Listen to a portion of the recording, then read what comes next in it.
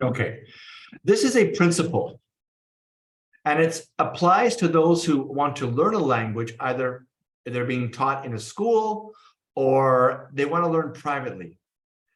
How to quicken up the pace of learning a language. Now, we know the best way to learn a language is to move to the country and just immerse yourself in it. That's the best way. But many people can't do that. So what can you do to encourage your students to understand the science behind speeding up language acquisition? Well, it's called frequency bias. Now, it comes from a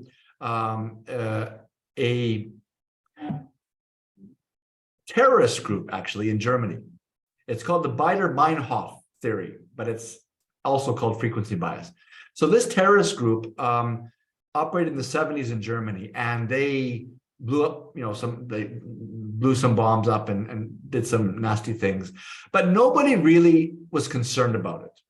But after they blew up a couple of places, suddenly everybody was aware of it. And suddenly everybody was in the whole country was on the alert, and they were seeing these terrorist activities happen a lot more frequently. They were able to phone the police and tell them what was going on. But until then, because it was isolated, people didn't really believe it was a very dangerous thing. So the principle behind that is interesting. It's called frequency bias.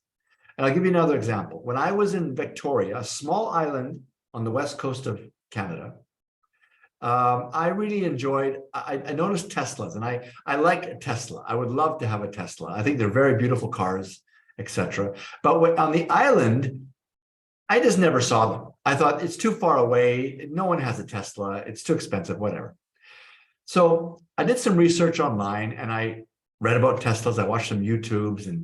And then after I did that research, the next couple of days, suddenly, from there being no Teslas on the island, I saw them every day. Every day I saw Tesla. I thought, what in the world? Why is it after just, doing a bit of research, suddenly they're everywhere? Another example is Punjabi. Punjabis from the Punjab. On Vancouver Island, it's a very white community. Very few foreigners are there. And so I never thought there was that many people from India at all. Then we came to India and we visited, we came back. When we came back, suddenly, overnight, I saw them everywhere. My brain was telling me everywhere. Whereas in the past, I didn't see them. Now I saw them everywhere. Oh, he's from India. Oh, he's from India. Oh, he's a Punjabi. Wow. Oh, there's a Tesla. Why do you think that is? Why can we suddenly see things that we didn't see before? What happens? What has happened? Any ideas? Go ahead, Mohit. Maybe earlier we didn't have that thought, or we used to overlook certain details. We used to just see very superficially. But now, since when we are at a lookout for something, or we have an eye on something, or think about it, so then those things start standing out. Yes, Stavros. And maybe this is connected from with what we learned in the first day, that our brain tends to focus to the things that we are interested about. So before we are not interested in them, now we are interested, and because we are focused more. Yeah, it sounds so simple, but it's important that we understand this. And our students do. Learning a language, you have to be all in. To learn quickly, you have to be all in.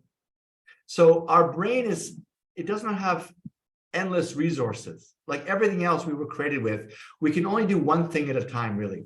So a company, for example, a big company has budgets for every department. But say one department, advertising, is planning a very big promotion. They have to pull money from other departments to pay for that. It's the same thing for our brain. In order for our brain to be convinced that what we're taking in is now to be transferred from short-term to long-term memory, it takes more resources. We have to surround our brain and keep telling it, learn this. This is more important to me. That's why when we have study sessions, like we learned about focus, we really have to just get everything out of the way. When we do that, we have more success. So how do we do that? Well, is an example.